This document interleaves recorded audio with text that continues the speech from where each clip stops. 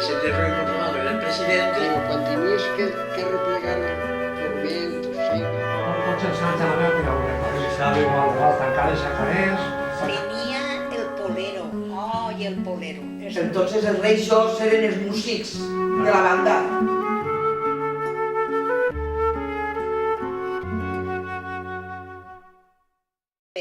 Portaven cistelles, portaven arrop i talladetes, i meló confitat, la corfa, i pera, taronja, tot això, i, claro, era dolcet, això mos agradava molt.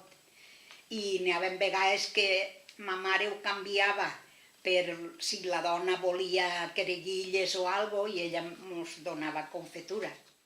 Venia el polero, oi, el polero, els diumenges. Quan dia el polero ens hi ha tots fora per comprar polos en l'estiu. Com era el polero? Què venia? I en un carrer d'aixòs, en un carrer de polero. A peu? Sí, no, o a lo millor portava una bicicleta com si fora un triciclo i ell portava els polos i tots els xiquets, quan ell dia el polero, en seguida tots fora, tots a menjar polos. Polero, vinga, a lo millor estava per un altre tros i el cridàvem i venia. Això era una alegria pels xiquets, mare meva. I venia també carros que portaven a escurar i agarraven roba que tu no volies i te donaven a escurar. I això venien persones, quan ma mare no estava, venien a lo millor dos xiquetes, una major i una més xicoteta, i venien